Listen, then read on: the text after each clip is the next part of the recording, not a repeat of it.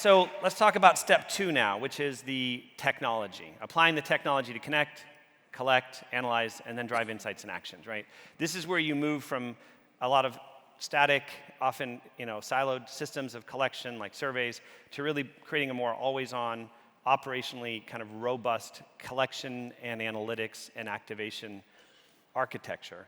And it's where, to Jason's point, you move away from static dashboards to dynamic insights, dynamic recommendations, and increasingly, those recommendations get automated in the way that they flow back to systems and processes inside your organization, right? It's really about moving from asking to operating, right?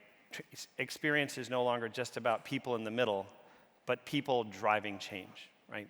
So when we do that, we can actually get better connection, we can actually drive better understanding, and we can drive transformation of organizations to get to those good outcomes, understand the bad outcomes, and reduce them or improve them so that they become shorter and more efficient and ultimately drive better business outcomes, right? A good organization that's actually doing that is CIBC. CIBC is actually working across a wide range of groups in the organization, their organization, and they've been winning awards over the last few years. Forrester's Customer Obsessed Enterprise Award in 2025, Digital Banker's Best Use of AI Award. They've got over 50 programs across the organization. They push information out to over 1 million logins a year from thousands of users across the bank. And they're bringing in signals and connecting those insights, not just back to people and to process, but to other operational systems, so that information is tightly linked and driving continuous and kind of always-on situational awareness. And they have a truly organization-wide focus. They use technology as the connective glue that really drives improvement to contact centers, banking centers, their digital journeys, their product areas from cards to consumer banking, business banking, digital banking, and even their digital bank division, Simply. And they have also been successful because they have a very, much as Jason described, very tight, coordinated group of people that work together across the different business functions to set priorities, make sure the investments are aligned to those priorities, and essentially drive business outcomes that matter from the top of the company down to the lowest level employee. I'm not going to introduce them here because they actually are speaking in a couple of sessions over the next day or so, both here on the main stage and in a breakout session. But I encourage you to attend that and learn more about how they're using people and technology to drive transformation and change. All right, the last playbook component I want to talk about is process and organization. So really the question of process is how do you create both the rules but also the culture of activation to drive change in your organization? And also, how do you organize? What organizational constructs tend to be best at creating scale, whether your business is small or as large as CIBC or B of A? Typically, it starts with really 3 components. And again, you will right-size these components depending on the size of your organization.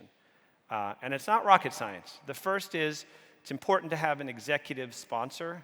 Could be a CXO, it could be customer experience leaders or SVPs, it could be line of business owners that say, this is important to the way we do business.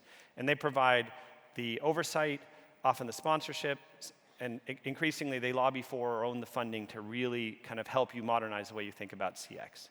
The second pillar is to drive the process of using information and collaborating across that central function to the specific stakeholders that are going to get benefit.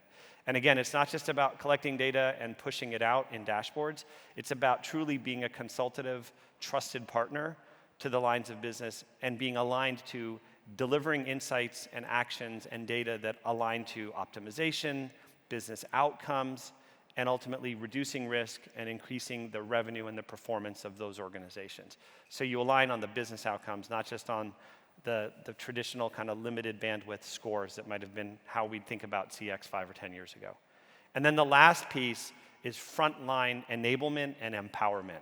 And that's about making the information consumable by the people in the brick and mortar locations, in the contact centers, right? In the frontline folks at, complex journey environments like insurance processing or hospitality, where there's literally dozens of people that touch a customer through a journey in the front lines.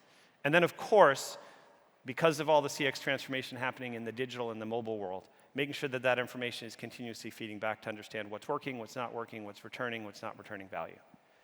What I'd like to do to kind of provide a little bit more kind of color to all this is introduce a woman who has seen a lot of transformation programs at Accenture, where she leads a practice. I'd like to welcome Amy Palen, who is the Senior Managing Director at Accenture Song.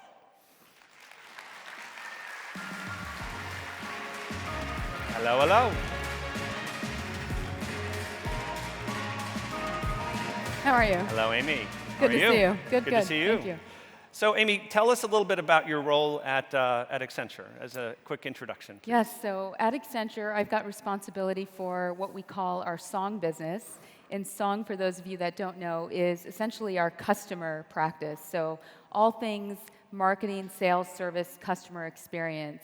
And essentially what we're helping our clients do is really focus on strategy, design, and implementation of their front office reinvention. So that's why our partnership with technology platforms like Medallia are so important, so we can help our clients to realize the value that they can get from their customer and front office transformation programs. Fantastic, fantastic. So I know at Accenture you have really, a window, a bird's eye view to a lot of transformation programs across companies, in every industry, public and private sector.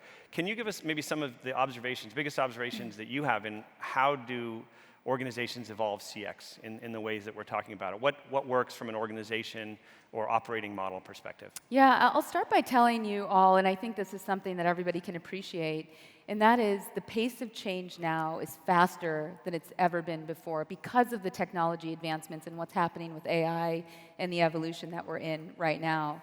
We're all customers, we're all consumers of different products and services, and I can tell you, what we experience is elevating the bar and sort of resetting the bar for our own expectations. I like to use an example of the Meta Ray-Ban glasses. I don't know how many people have the glasses, but I bought those a couple months ago, and I recently used them at an art festival where I was looking at an exhibit, and the glasses were transcribing what I was seeing. So it fundamentally changed the way that I want to experience a museum. Another example I like to give is Waymo, and I'm sure a lot of people have now ridden around in a Waymo. And the thing that really struck me was you can set your preferences before you actually get in the car.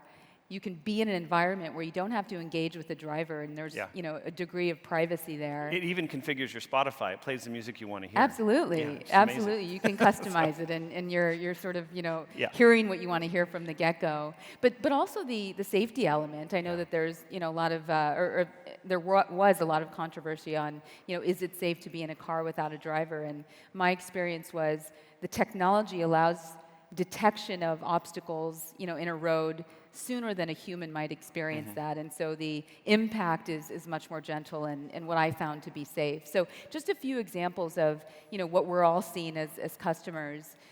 What I can also say is the transformation fatigue and the change fatigue that our clients are experiencing is real. There's a lot of investment that's gone into transformation programs to build technology and to really invest in sort of the shiny new object or the Ferrari, as we like to say. Right.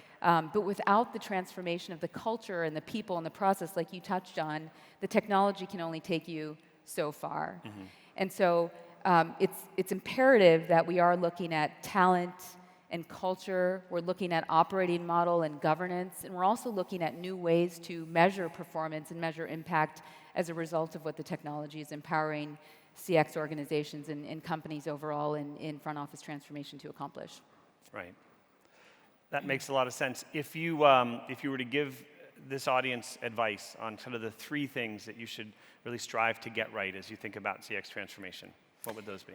The first thing I would say is lead with outcomes, not experiments. Every dollar invested is an opportunity to drive revenue and really deliver a better customer experience. The second thing I would say is empower your people at pace. There's a need to ensure all of our people are digitally fluent and know what to do with the technology that we're building. And then I would say put agility into the core. So we want to use cloud-native composable solutions that allow you to embrace disruption like the AI disruption that's happening now. And just on that point too, we're seeing a lot of companies sort of experiment with how they think about AI and technology. And so a couple of scenarios are emerging in that regard. We're seeing what's called sort of the traditional scenario where there is a lot of piloting of use cases and thinking about how do I apply advanced technology and AI. We're seeing a second scenario, which is more about evolution and having human labor and agents and AI work together to drive more efficiency and scale. And then we're seeing what's called a reinvention scenario, where you're really putting AI into the core of both the architecture and the operation. So we're really trying to push our clients and the thinking that our clients have into more of that reinvention scenario. That makes sense. And when you do that, and you do that right, you empower your employees, your customers feel heard.